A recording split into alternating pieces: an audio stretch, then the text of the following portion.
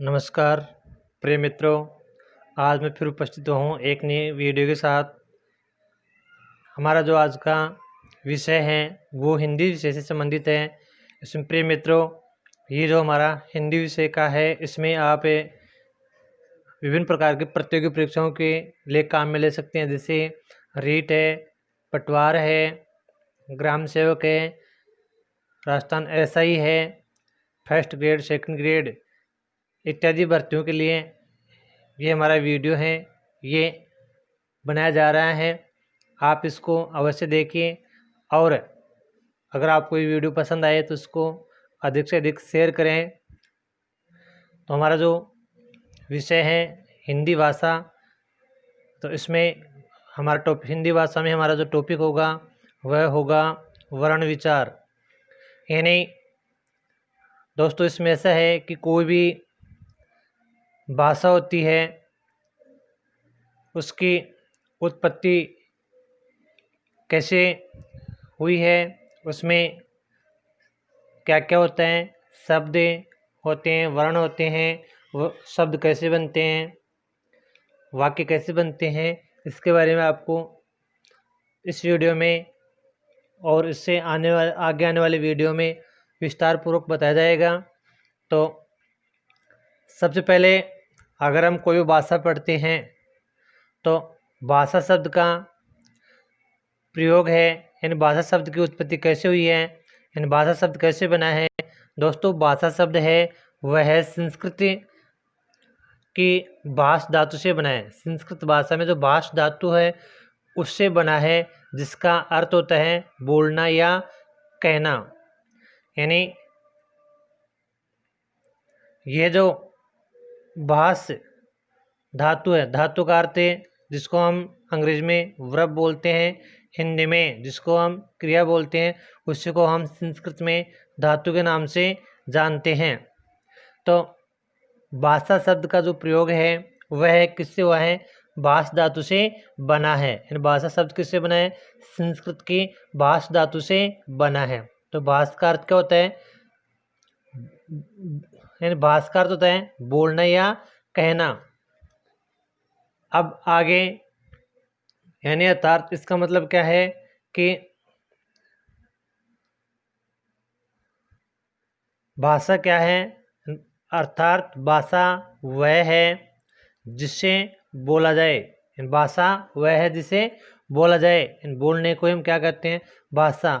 अब इसमें देखो भाषा क्या होती है प्रिय मित्रों, इसमें यहाँ पर भाषा की परिभाषा दी गई है, यानी जिसके माध्यम से मनुष्य अपने मन के भावों को दूसरे के सम्मुख प्रकट करता है, उसे भाषा कहते हैं।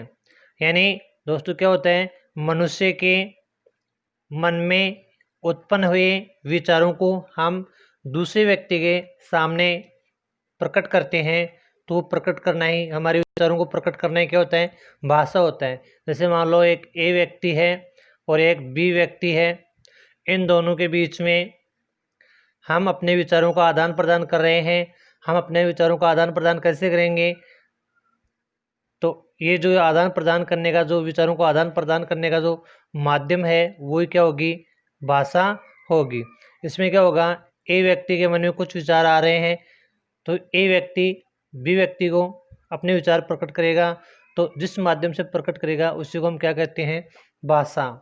अब दोस्तों, भाषा जैसे एक होती है, हमारे संसार में बहुत प्रकार की भाषाएं हैं। जैसे मान लो संस्कृत है, कौन सी भाषा है, जैसे संस्कृत भाषा है, हिंदी है, अंग्रेजी है, और भी पंजाबी, गुजराती, मराठी, बहुत सारी भाषाएं हैं, उर्दू है। इन भाषाओं का ज्ञान हम कब प्राप्त कर सकते हैं, जब हमें इन सभी की क्या आनी चाहिए, इन सभी के में भाषा का ज्ञान होना चाहिए। तो इसमें दोस्तों क्या है, यानी भाषा सीखने के लिए किसका ज्ञान होना चाहिए, व्याकरण का। यानी तो इसमें देखो मित्रों, ऐसा है कि किसी भी भाषा को सीखने के लिए व्याकरण शास्त्र की जानकारी होना आवश्यक है। यानी हम जैसे मान लो अंग्रेजी भाषा सीखना चाहते हैं तो हमें अंग्रेजी का अंग्रेजी की जो ग्रामर है उसका ज्ञान होना आवश्यक है। जैसे उर्दू भाषा सीखना चाहते हैं तो उर्दू की व्याकरण में आनी चाहिए, गुजराती भाषा सीखनी गुजराती की आनी चाहिए, हिंदी भाषा सीखनी है तो हमें हिंदी की व्याकरण आनी चाहिए। यानी मित्रों के जैसे हम कोई भी भाषा के ऊपर अधिकार प्राप्त करना चाहते हैं या उसको जानना चाहते हैं तो महत्वपूर्ण क्या है उसकी व्याकरण।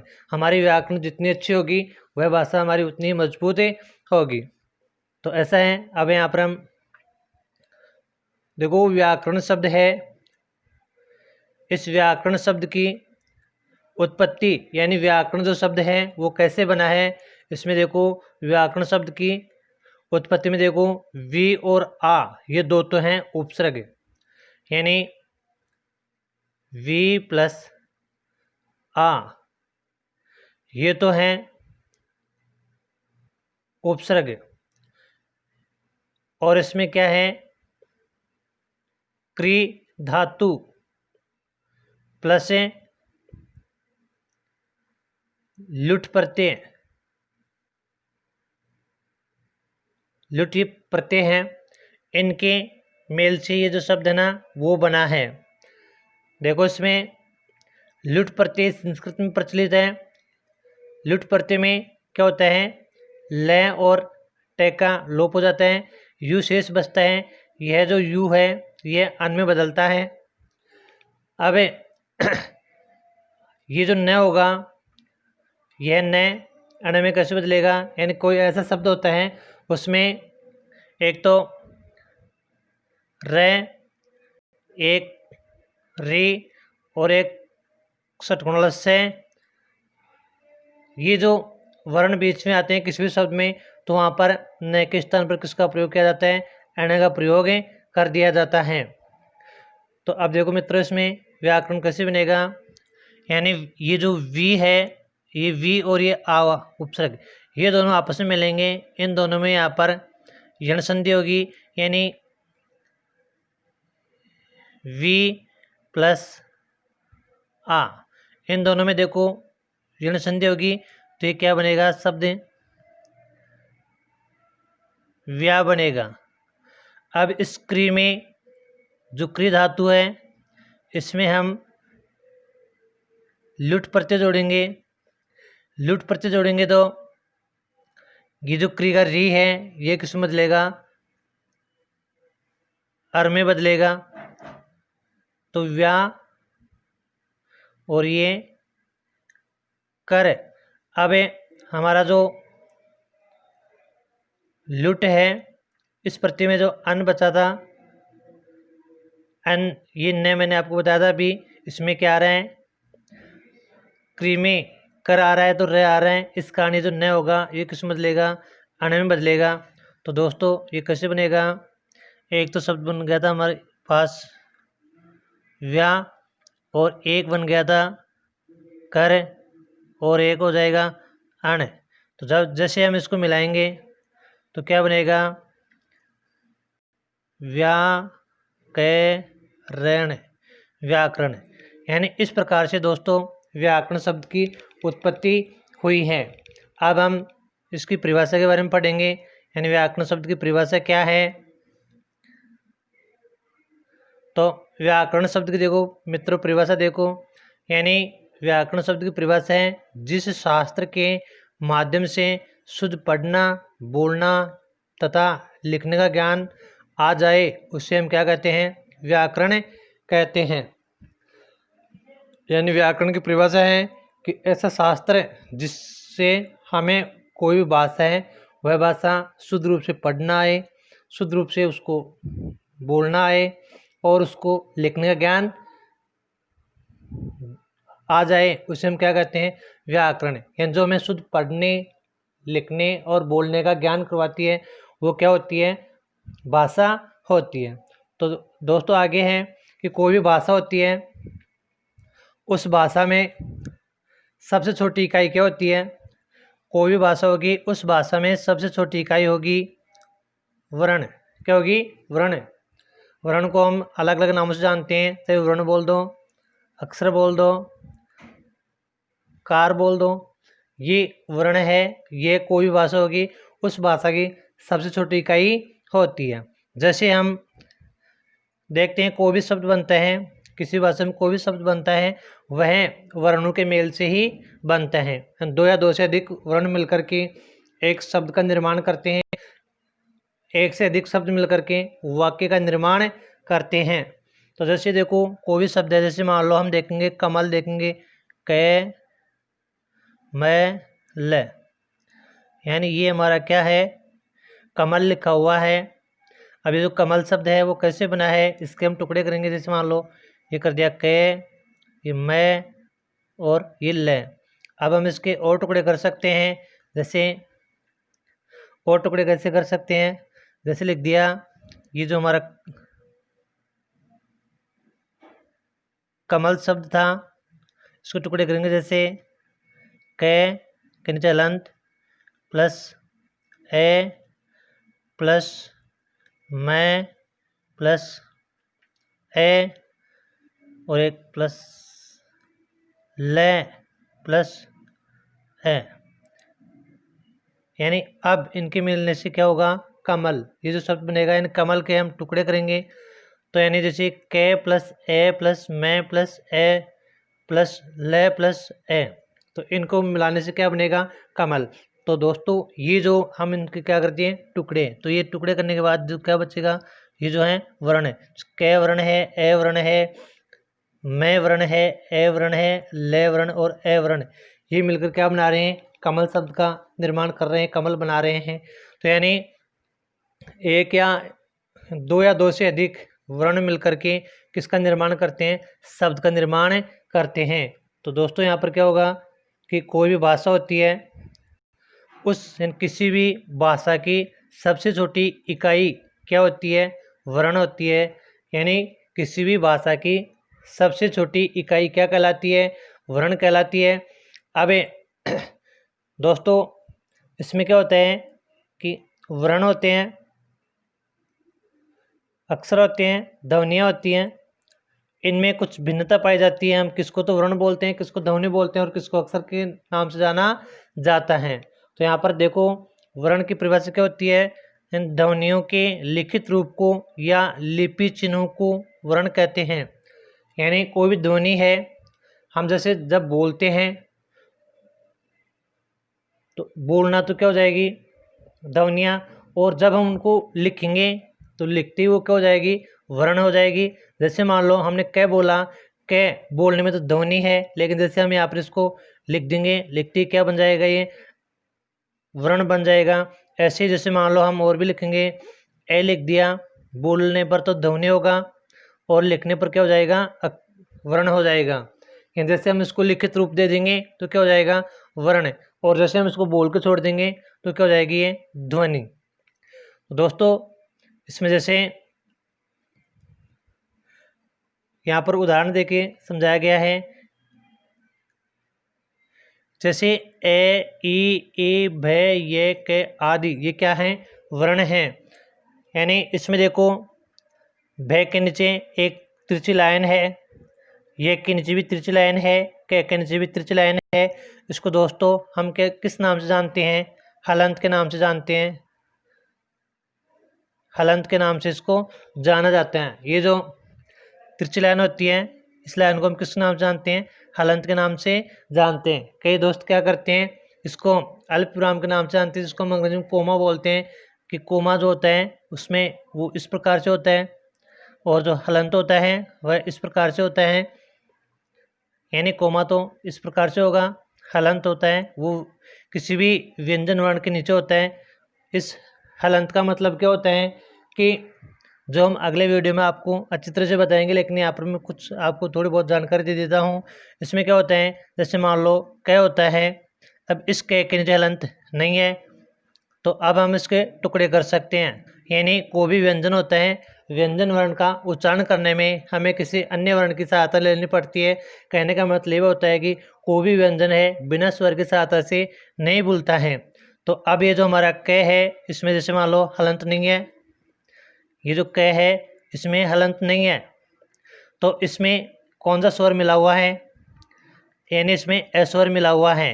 तो हम इसके टुकड़े करेंगे तो कैसे हो जाएगा, ए क प्लस ए, इस प्रकार से हम इसके टुकड़े कर सकते हैं। इन क का टुकड़ा कैसे कर सकते हैं? क धन ए। जैसे हम इसको कोई भी व्यंजन है, व्यंजन को स्वर रहित लिखेंगे यानी बिना स्वर के लिखेंगे, उससे स्वर अलग कर देंगे तो हम उसके नीचे क्या लगाएंगे? ऐसे लाइन लगाएंगे जिसको हम किस नाम से जानेंगे? हलंत के नाम से जानेंगे। तो इसमें देखो दोस्तों आगे हैं, आपने ये इतना जान लिया होगा कि इसके नीचे ये जो तिरछी लाइन होती है इसको क्या बोलते हैं? हलंत के नाम से इसको जाना जाता है। ये क्यों लगाया जाता है? अभी मैंने आपको बताया कि कोई भी व्यंजन है उसका उच्चारण बिना स्वर की सहायता से नहीं होता है, तो हम इसको केवल यानी स्वर सहित दिखाने के लिए यानी बिना स्वर के दिखाने के लिए हम इनके नीचे लाइन यानी हलंत इसको जो बोलते हैं वो लगाते हैं। अब जिस व्यंजन के नीचे ये हलंत होगा ये समझ लो कि उसमें किसकी कमी है? किसी न किसी स्वर की कमी है, इन कोई भी स्वर इसमें नहीं है। जैसे मान लो हमने लिखा तय लिखा, तय लिखा, इसके हलंत नहीं है, मतलब इसमें कौन सा स्वर मानेंगे? तय धन ए स्वर मानेंगे। ऐसे ही जैसे आप लिखोगे ता लिखोगे, अब ता में किसकी मात्रा है? आ की मात्रा है, तो इसमें तय धन आ स्वर माना जाएगा। ऐसे ही मान लो की है, तो अब इसमें की में कौन सी मात्रा है? छोटी की मात्रा है, तो इसका जो हम टुकड़ा करेंगे तो कैसे होगा? के धन ई, मात्रा कैसी है? छोटी की, तो आगे छोटी ई स्वर यानी इसमें जैसे हम छोटी ई बोलते हैं तो व्याकरणिक रूप से इसको क्या बोला जाएगा? लघु ई के नाम से इसको जाना जाएगा। जैसे देखो दोस्तों हम बोल रहे हैं ये दोस्तों यहाँ पर हम बोल रहे हैं जैसे एक तो ये ए है, एक ये आ है। अब देखो दोस्तों ये ए और ये आ, जैसे ये लघु है और ये दीर्घ है। लघु दीर्घ कैसे हैं? इनमें दोस्तों लघु दीर्घ में ऐसा नहीं है कि इसका जन्म पहले हुआ यानी इसका पहले हुआ और इसका बाद में जन्म हुआ, ऐसा नहीं है। कि जैसे हम मान लो हमारे भाई बहन परिवार में होते हैं, छोटे बड़े कैसे होते हैं? वो जन्म के आधार पर होते हैं, लेकिन इसमें ये छोटे बड़े कैसे हैं यानी ये लघु कैसे हैं और ये दीर्घ कैसे हैं? तो इसमें दोस्तों उच्चारण का जो समय है उसके आधार पर इनको क्या किया जाता है? लघु दीर्घ माना जाता है। यानी जिन वर्णों का उच्चारण कम समय में होता है वो लघु स्वर होते हैं। जैसे ए, ये लघु स्वर है, इसका उच्चारण कम समय में हुआ है। किसके बदले? जैसे हम बोलेंगे आ के बदले इसमें कम समय लगा है ए में, तो आ बोलेंगे, आ बोलने में हमें ऐसे दुगना समय इसमें लगेगा। जैसे अब यहाँ पर देखेंगे ए आ, इसमें आपको सही रूप से पता नहीं चलेगा, लेकिन कोई भी इसका प्रयोग शब्द के रूप में करके देखेंगे। जैसे देखो एक होता है अज, एक होता है अज, और इसी को ऐसे लिखेंगे आज। देखो यहाँ पर तो क्या बोल रहे हैं? अज, ए जल्दी से भूल गया, लेकिन यहाँ पर देखोगे इससे ज़्यादा समय लगेगा आज, यानी अज ए आ। तो इसमें बोलने में किसमें ज़्यादा समय लग रहा है? इसमें कम समय लग रहा है, इसमें ज़्यादा समय लग रहा है। तो ये क्या हो जाएगा? ये तो हो जाएगा लघु और ये क्या हो जाएगा? दीर्घ हो जाएगा। ऐसे ही और शब्द हैं, जैसे आप देखोगे एक शब्द होता है दिन और दूसरा शब्द लिखेंगे यहाँ पर दीन। दोस्तों जैसे इसमें आपको मैंने बताया था द में कौन सा स्वर है? ई स्वर है, यानी इसमें द में लघु ई स्वर है, इस द में दीर्घ ई स्वर है, दीर्घ ई स्वर है। जैसे आपने पढ़ा था पहले दूसरी क्लास में ए आ, यानी ए की कोई मात्रा नहीं थी। जैसे आ की मात्रा, छोटी की मात्रा, बड़ी की मात्रा, छोटा ऊ की मात्रा, बड़ा ऊ की मात्रा, ये जो आपने पढ़ी थी ना, उसमें आपने जैसे पढ़ी थी उसमें हमें कुछ परिवर्तन करना पड़ेगा कि वहाँ पर तो छोटी की मात्रा, बड़ी की मात्रा पढ़ी थी, लेकिन यहाँ पर आपको ध्यान रखना है कि ये जो होती है ना, ये लघु ई की मात्रा इस प्रकार से होती है और दीर्घ ई की मात्रा किस प्रकार से होती है? इस प्रकार से होती है। तो यहाँ पर देखो दिन है, दिन में जो छोटी की मात्रा है तो इसको हम क्या बोलेंगे? दिन।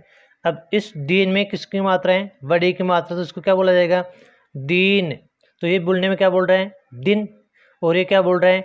दीन। तो इस दी को बोलने में कम समय लग रहा है, इसको बोलने में हमें क्या लग, ज़्यादा समय लग रहा है। तो यानी तो ये इस द में लघु ई थी और इस द में दीर्घ ई का प्रयोग हुआ है, इस कारण इसको बोलने में कम समय लगा, इसको बोलने में क्या हुआ? ज़्यादा समय लगा। तो ये ध्यान रखना है। इसके बारे में विस्तार से थोड़ा नीचे बताया जाएगा इसी वीडियो में। तो अब क्या है दोस्तों, जैसे अब भी आपने वर्ण के बारे में पढ़ा कि कोई भी ध्वनि है जब हम उसको लिखित रूप दे देंगे तो किस नाम से जानी जाएगी? वर्ण के नाम से जानी जाएगी। ध्वनि क्या होता है? यानी मुख से उच्चारित वर्ण ध्वनियाँ कहलाती हैं।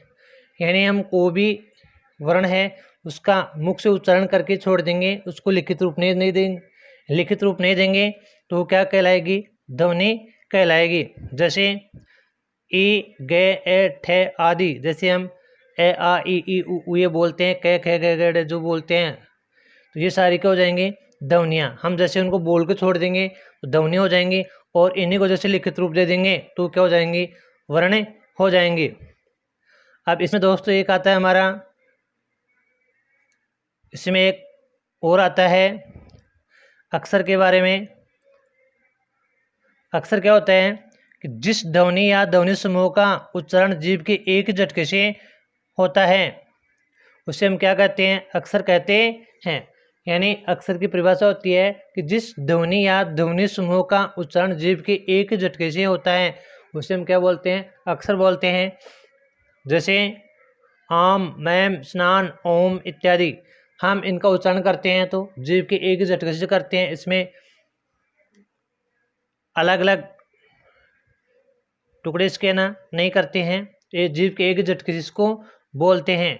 तो अक्षर की परिभाषा होगी जिस ध्वनि या ध्वनि समूह का उच्चारण जीभ के एक ही झटके से होता है उससे हम क्या बोलते हैं? अक्षर के नाम से जानते हैं। जैसे आम, मैम, स्नान, ओम आदि।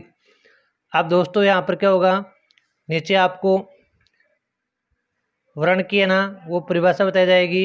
यानी वर्ण की परिभाषा क्या होती है इसके बारे में यहाँ पर आपको बताया जाएगा।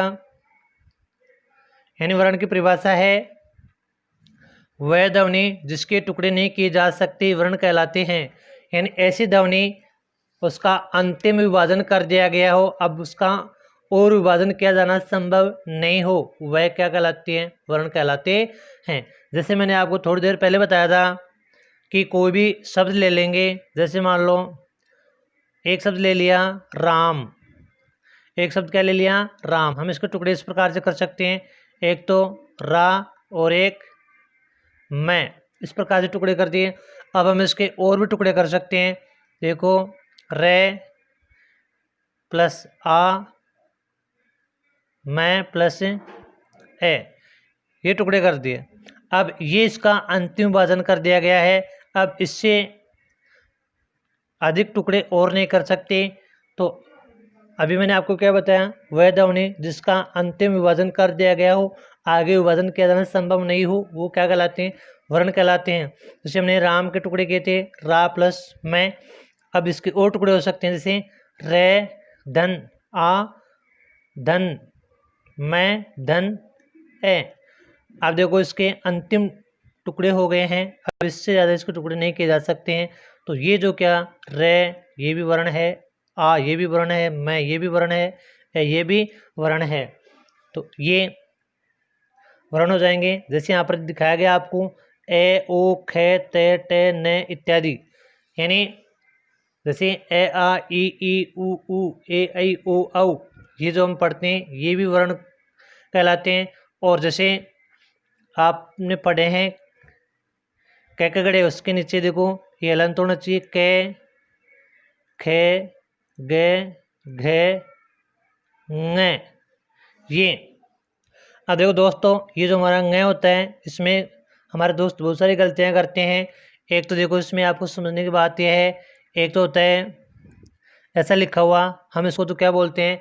डे बोलते हैं। ये तो टे वर्ग वाली लाइन में आता है, टे वर्ग की लाइन में आता है। एक होता है इसी डे के नीचे एक बिंदी लगा दी जाती है, इसको हम क्या बोलते हैं? अड़े बोलते हैं। जैसे सड़कें, सड़क, सड़क, तो इसमें सड़क में ये नीचे बिंदु वाला काम में आता है। एक हम जैसे लिखते हैं, ये जो डे होता है, इस डे के आगे बिंदी लगाते हैं तो उसको हम क्या बोलते हैं? ंग बोलते हैं, ंग। यानी इसको ऐसे याद नहीं रहता ही है, तो इसमें क्या होता है?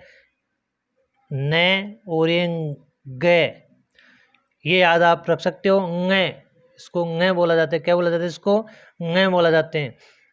अब हमें देखना यह है कि जो जैसे च वाली लाइन देखेंगे तो च के नीचे भी लंत होना चाहिए, छ के नीचे भी लंत होना चाहिए, जय के नीचे भी, झ के नीचे भी ये लंत होना चाहिए। जितने भी हम कैसे लेकर है तक पढ़ेंगे वे भी वर्ण कहलाएंगे। अब आप यहाँ पर देखोगे कि ये जो लाइन मैंने आपको पहले बताई थी, ये इन अक्षरों के नीचे, इन वर्णों के नीचे ये लाइन क्यों खींची जाती है? इसको हम हलंत के नाम से जानते हैं।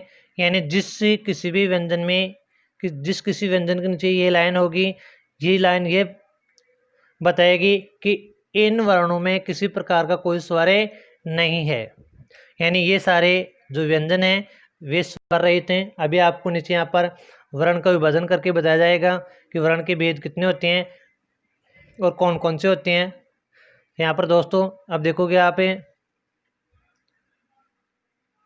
वर्ण के भेद, यहाँ पर हमारा आ गया वर्ण के भेद। यानी वर्ण के कितने भेद किए जाते हैं? वर्ण के कितने भेद किए जाते हैं? 2 भेद किए जाते हैं। 2 भेद कौन कौन से किए जाएंगे? एक जो स्वर और एक व्यंजन। कौन से किए जाएंगे? स्वर वर्ण और एक व्यंजन वर्ण। अभी आपने जो देखा था, मैंने आपको बताया था कि जिसको हम पहली क्लास में ए आ के नाम से सीखे थे, ए आ ई उ री री री। अब हिंदी में क्या होता है कि जो री है उसको शुद्ध स्वर नहीं माना गया। इसके बारे में मैंने आपको आगे बताया है, वीडियो में जो बताऊंगा बार। यानी स्वर है, स्वर कौन कौन से माने गए हैं हिंदी में, इसके बारे में नीचे बताया गया है। तो यानी स्वर वर्ण और व्यंजन वर्ण, ये 2 प्रकार के वर्ण होते हैं। यानी वर्ण को 2 प्रकार में बांटा गया है, 2 भागों में बांटा गया है, एक स्वर वर्ण और दूसरा व्यंजन वर्ण। अब इसमें सबसे पहले हम स्वर वर्ण के बारे में पढ़ेंगे। यानी स्वर वर्ण क्या होता है, हम किसको स्वर बोलते हैं?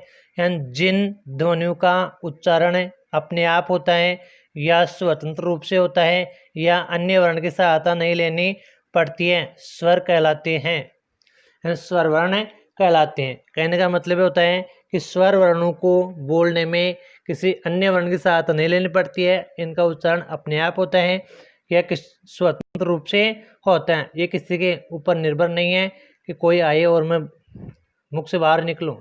तो ऐसा है, जैसे हम बोल के देखेंगे, ए बोला, ए आ ई ऊ ऐसे बोलेंगे, तो इनको बोलने में हमें किसी दूसरे वर्ण की आवश्यकता नहीं होती है। यानी ये मुख से अपने आप उच्चारित होते हैं, स्वतंत्र रूप से उच्चारित होते हैं। इनका उच्चारण करने में हमें किसी दूसरे वर्ण की सहायता नहीं लेनी पड़ती है। इस कारण इसको किस नाम जानते हैं? स्वर के नाम से जाना जाता है। जैसे आप देखोगे स्वर कौन कौन से हैं, हम किसको स्वर कहेंगे इसके बारे में देखो। स्वर है ए, आ ई उ री ए ऐ ओ औ। अब यहाँ पर मैंने आपको बताया था, ये जो री है इसको वर्तमान में हिंदी में स्वर से हटा दिया गया है। यानी वर्तमान में री को शुद्ध स्वर वर्ण नहीं माना जाता है, तो इसको कम कर देना है। अगर मान लो परीक्षा में ऐसा प्रश्न आ जाएगा कि हिंदी में किस वर्ण को शुद्ध स्वर नहीं माना जाता है, जैसे ऑप्शन आ गया, पहला आ गया ए आ गया, दूसरा ए आ गया, तीसरा पहला ऑप्शन आ गया हमारा ए, दूसरा आ गया ए, तीसरा आ गया ई, चौथा आ गया री, और प्रश्न पूछ लिया गया कि शुद्ध स्वर कौन सा नहीं है, तो इसका उत्तर क्या हो जाएगा? ए हो जाएगा। अब देखो ये जो स्वर हैं इनको भी अलग अलग भागों में बांटा गया है, अलग अलग भागों में बांटा गया है। वो अलग अलग भागों में किस आधार पर बांटा गया है। जैसे मैंने आपको बताया था बाहर ही, आज में अंतर करके, यानी मात्रा या उच्चारण काल के आधार पर स्वर वर्ण के कितने भेद होते हैं, 2 भेद होते हैं। किसके आधार पर, मात्रा और उच्चारण काल के आधार पर। इन मात्रा बोल दो या उच्चारण काल बोल दो, इनके आधार पर उसको कितने भागों में बांटा गया है, 2 भागों में बांटा गया है।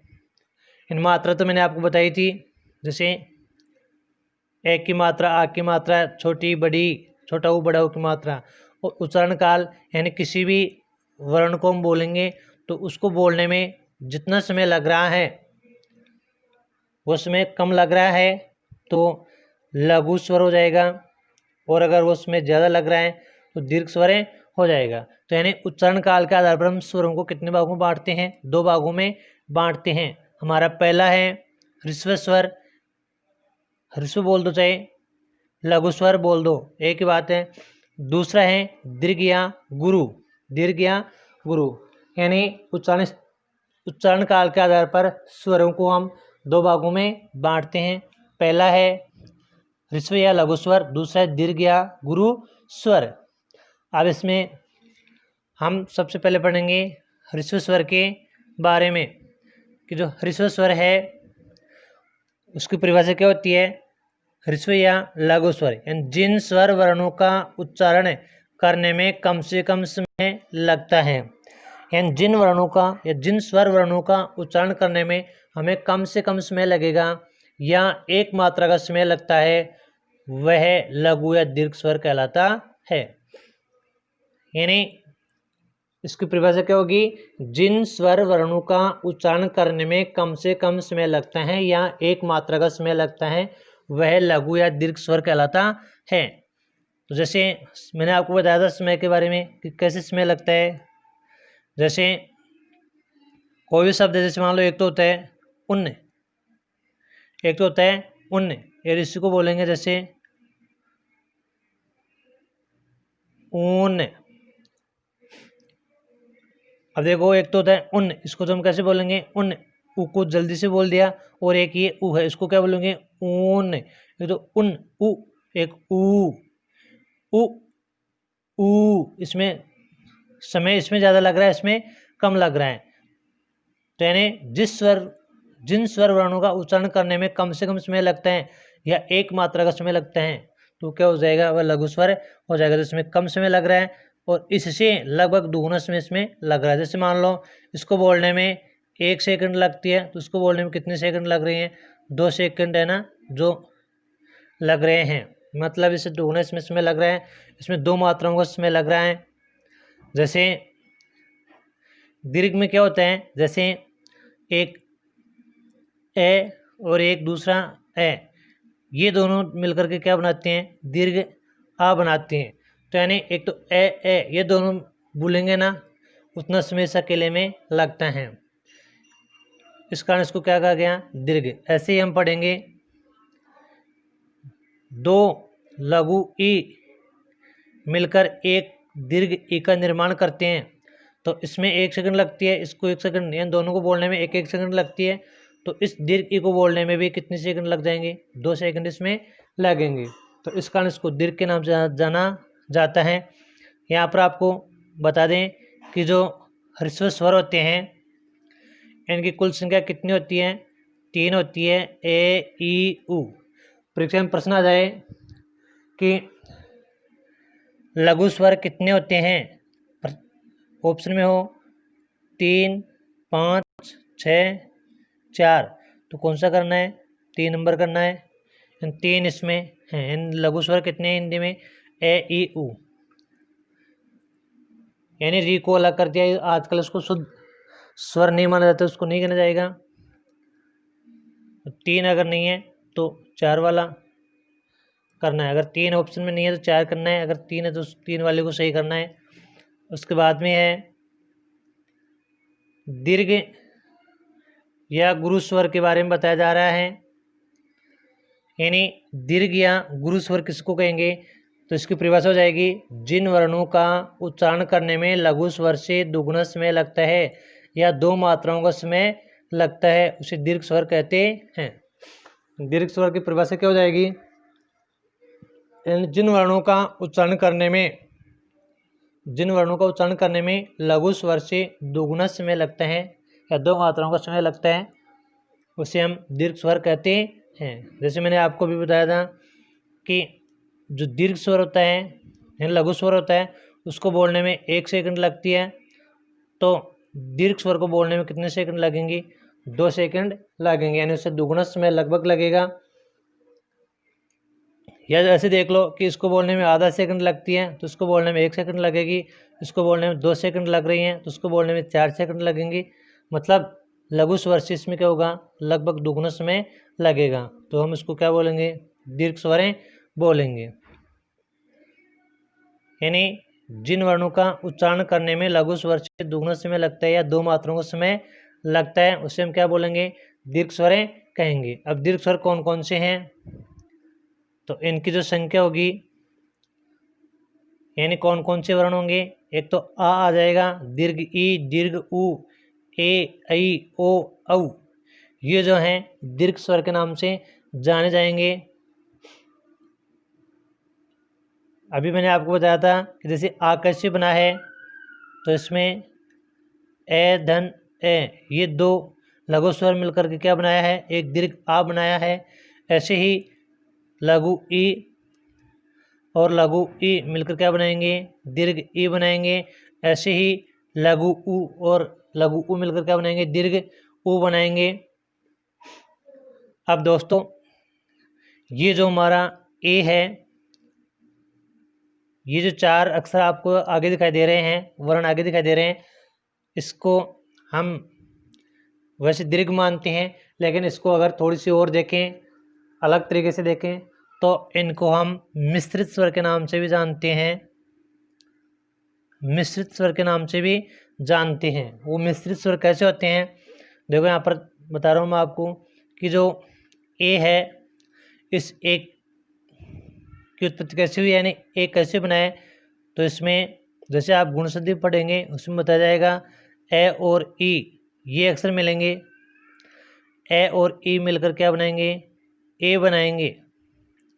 ए और ई मिलकर क्या बनाएंगे? ए बनाएंगे। इसलिए इसको किस नाम जाना जाएगा? मिश्रित स्वर के नाम से जाना जाएगा। ऐसे देखो ऐ कैसे बना है? ऐ में क्या होगा? ऐ में होगा ए प्लस ए धन ए, ये मिलकर क्या बनेगा? ऐ बनाएगा। ये हम पढ़ेंगे हमारे जो वृद्धि स्वर संधि होगी उसमें। अब देखो तीसरा हमारा ये रहा कि ओ कैसे बनाया है? ओ में ए धन उ, ए और उ यानी में दोनों मिलकर क्या बनाते हैं? ओ बनाते हैं। ये हम गुण संधि में पढ़ेंगे। और इसके बाद में ओ कैसे बना, औ कैसे बनाए? इसमें ए धन ओ मिलकर के क्या बना रहा है? औ बना रहा है। ये हम पढ़ेंगे वृद्धि स्वर संधि में। तो दोस्तों यहाँ पर एक अलग सी जानकारी है कि हम इनको मिश्रित स्वर के नाम से भी जानते हैं। मिश्रित स्वर के नाम से क्यों जानते हैं? कि इन चारों वर्णों की उत्पत्ति 2 स्वर वर्णों के मेल से होती है, यानी इसमें 2 स्वर मिलते हैं तब ये वर्ण है ना जो बनते हैं। अभी मैंने आपको बताया जैसे ए बनेगा, ए कैसे बनेगा? ए प्लस ई के मिलने से ए बनेगा, ए प्लस ए इसके मिलने से क्या बनेगा? ऐ बनेगा। ऐसे ही है ए प्लस उ के मिल से क्या बनेगा? ओ बनेगा। ए प्लस ओ के मिल से क्या बनेगा? औ बनेगा। तो इनकी उत्पत्ति में क्या होता है? 2 स्वर वर्णों का मेल होता है, इस कारण इसको मिश्रित स्वर के नाम से जाना जाता है। जैसे मान लो परीक्षा में कोई प्रश्न आ जाए कि निम्न में से भिन्न स्वर है कौन से हैं? तो एक तो दे दिया ए दे दिया, ई दे दिया, उ दे दिया, एक ऐ दे दिया, तो अलग कौन सा हो गया? ये हो गया, क्योंकि इसकी उत्पत्ति किससे हुई है? 2 स्वर वर्णों के मेल से हुई है, इस कारण ये अलग हो गया। या परीक्षा में प्रश्न इस प्रकार से पूछा जा सकता है कि निम्न में से दीर्घ स्वर कौन सा है? तो जैसे एक दे दिया ए, एक दे दिया आई, एक दे दिया ई और एक दे दिया ऊ कि निम्न में से दीर्घ स्वर नहीं है। ये दीर्घ स्वर है, निम्न में से दीर्घ स्वर है तो ए भी लघु है, ई भी लघु है और ऊ भी लघु है, तो क्या हो जाएगा इसका उत्तर ए हो जाएगा। इस प्रकार से दोस्तों परीक्षा में विभिन्न प्रकार से एग्जामिनर है वो प्रश्न बनाने का प्रयास करते हैं, वो जरा अलग हट के प्रश्न बनाने का अभ्यास करते हैं ताकि कोई भी विद्यार्थी है, कोई भी परीक्षार्थी है वो उसमें उलझ कर रह जाए और कोई भी प्रतियोगिता उससे बाहर हो जाए। तो हमें विशेष ध्यान रखना है, इसको बारीकी से पढ़ना है। हम क्या करते हैं कि जो हिंदी व्याकरण होती है उसको थोड़ा हल्के में लेते हैं, जिस कारण हमें इसका नुकसान उठाना पड़ता है। अब यहाँ पर क्या है कि स्वर वर्ण के ना उच्चारण स्थान, यानी कोई भी हम कुछ भी बोले से हमारे मुख से कोई शब्द बोलते हैं तो उस शब्द को बोलने के लिए हमें जीभ की सहायता लेनी पड़ती है। यानी कोई भी उच्चारण है, कोई भी शब्द है, हम बिना जीभ को हिलाए नहीं बोल सकते हैं। तो अब यहाँ पर आपको थोड़ा सा ध्यानपूर्वक सुनना है, देखना है, समझना है कि जब हम कुछ भी बोलते हैं तो हमारे मुख में सबसे ज़्यादा क्रिया जीभ करती है। यानी जीभ अगर हमारी क्रिया करना बंद कर देगी, जीभ हिलेगी नहीं, तो हम कोई भी शब्द है वो नहीं बोल सकते हैं। चाहे हम कितने अभ्यास करवा लें, बिना जीभ के हम कुछ नहीं बोल सकते हैं। तो ये ध्यान रखो कि कुछ भी बोलने के लिए हमारी जो जीभ है वह क्रिया करती है, तभी हम हमारे मुख से बाहर कुछ बोल पाते हैं। तो अब यहाँ पर जैसे आपने स्वर पढ़े 11, कितने स्वर पढ़े 11। अब एक इसमें से री को हटा देंगे तो स्वर कितने पढ़े 10, कितने स्वर पढ़े 10। ये और आगे जैसे जाके देखेंगे व्यंजन के बारे में पढ़ा जाएगा। अब यहाँ पर थोड़ा सा देख लेते हैं। व्यंजन होते हैं 33 और पहले 33 थे, अब इसमें क्या कर दिया, जैसे 2 और मिला दिए, जैसे एक तो अड़े और एक ये जो ढे, ये 2 और मिला दिए, इस कारण इनकी कुल संख्या कितनी होगी 35। 35 ये और 10 ये, कुल मिलाकर के जैसे हम इनका उच्चारण करेंगे तो हमारा जो जीभ है, इस जीभ का आगे का भाग हमारे मुंह के किसी भाग को स्पर्श करेगा तो ही हम उसका उच्चारण कर पाएंगे। जैसे दोस्तों मैं यहाँ पर कुछ एक चित्र बनाने का प्रयास करता हूँ, उसको ध्यानपूर्वक पढ़िए, देखिए। जैसे हमारा जो इस प्रकार से, जैसे मान लो ये हमारा मुख है, इसमें ये जो हमारा मुंह का ऊपर का भाग हो जाएगा, ये जो हमारी नाक हो जाएगी, ये नाक का भाग है, नासिका जिसको बोला जाता है। यहाँ पर इसका ये चल नहीं रहा ठीक से, यहाँ पर ये मुख में, ये मुख का भाग है, ये हमारे मुंह में जीभ है, ये हमारे ऊपर के दांत हैं, ये हमारे नीचे के दांत हैं। तो इसमें क्या होता है कि इन भागों को अलग अलग नाम से जाना जाता है। देखो कंठ, जैसे मैंने आप लिखा कंठ लिखा, तालु लिखा, ओष्ठ लिखा, कंठ तालु लिखा, कंठोष्ठ लिखा। तो ये हमारे मुंह में 8 भाग हैं। इन 8 भागों से कुल मिलाकर के उच्चारण के 8 स्थान माने गए हैं। इन 8 स्थानों का सहारा लेकर के हम वर्णों को बोल सकते हैं। देखो ये हमारे नाक है, जिसको हम नासिका के नाम जानते हैं। फिर ये हमारे होठ हैं, होठ सब जानते हो, ये भी उच्चारण करने का कार्य करते हैं, ओष्ठ। फिर बाद में हमारे जो दांत हैं, ऊपर वाले दांत, ये भी उच्चारण करने का कार्य करते हैं, तो दंत स्थान इसको बोलेंगे। दांतों से थोड़ा पीछे यहाँ पर इसको बोलेंगे तालु भाग बोलेंगे। और हमारे मुंह में देखेंगे तो ऊपर की ओर थोड़ा सा एक ऊपर उठा हुआ भाग होगा जो इन दांत हैं, दांतों से पीछे जो मसूड़े हैं ऊपर वाले, तो उस स्थान पर होता है दंत, ये तालु होता है। और इससे पीछे थोड़ा ऊपर उठा हुआ भाग होता है जिसको क्या बोलते हैं हम, मूर्धा। क्या बोलते हैं, मूर्धा भाग बोलते हैं। ये हमारा कंठ भाग हो जाएगा। तो ये हमारे मुख्य भाग हैं। देखो कितने हो गए, 1 2 3 4 5 और एक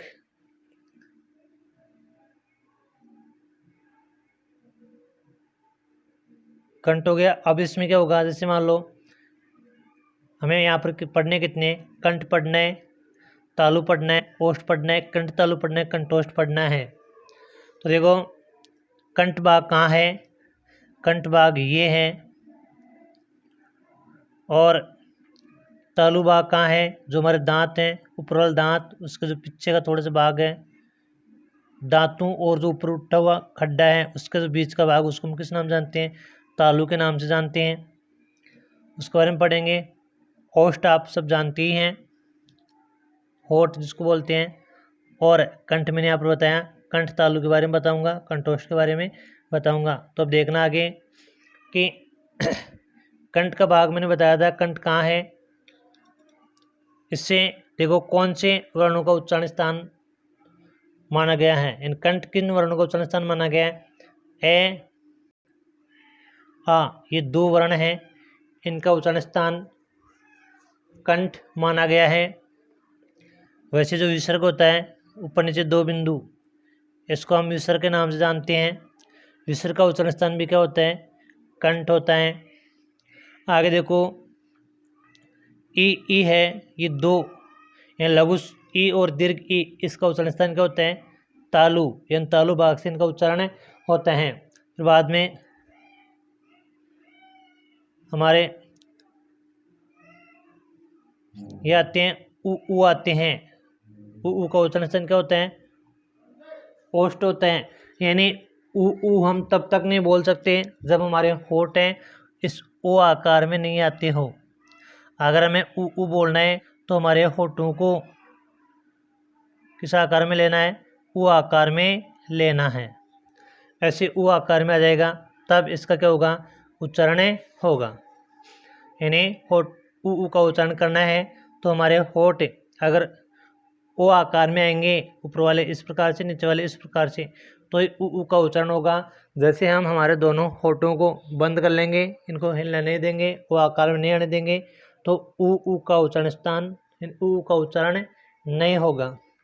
तो ऐसे देखेंगे, यानी ए का उच्चारण करेंगे तो हमारी जीभ है वो तालु भाग को स्पर्श करेगी, तब इसका उच्चारण होगा।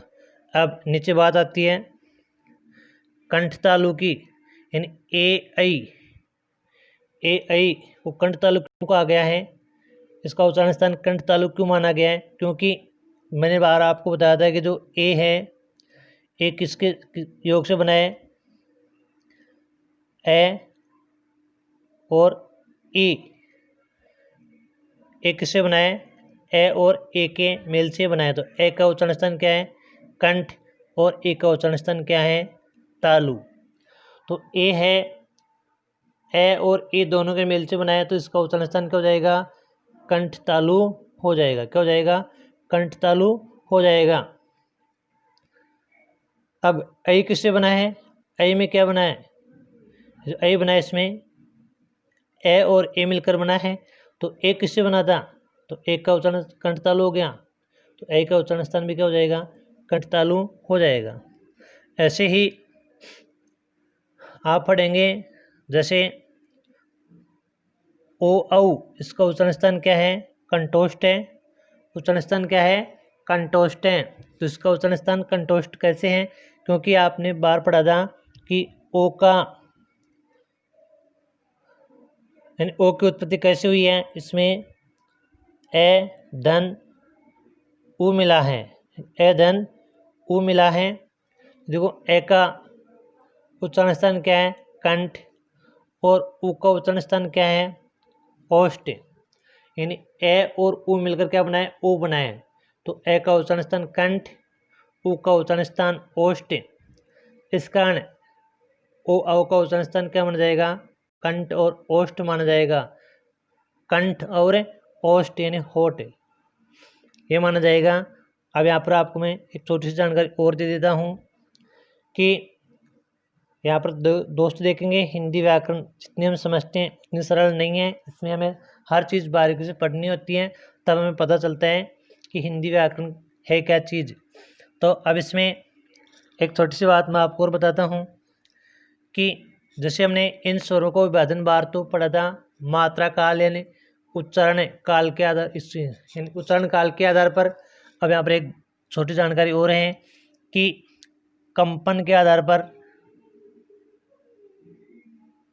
तो इनको हम क्या मानते हैं, कंपन के आधार पर वर्णों का वर्गीकरण, जो हम आगे पढ़ेंगे दूसरी वीडियो में, उसमें बता दूंगा। लेकिन यहाँ पर भी आपको बता देता हूँ कि कंपन के आधार पर एक तो होते हैं महाप्राण, एक तो होता है अलप प्राण, एक होता है महाप्राण।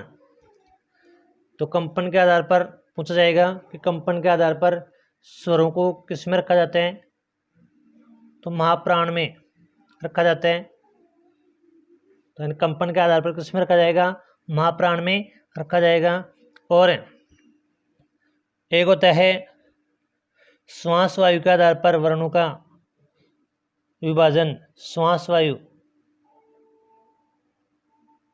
श्वास वायु के आधार पर वर्णों का वर्गीकरण।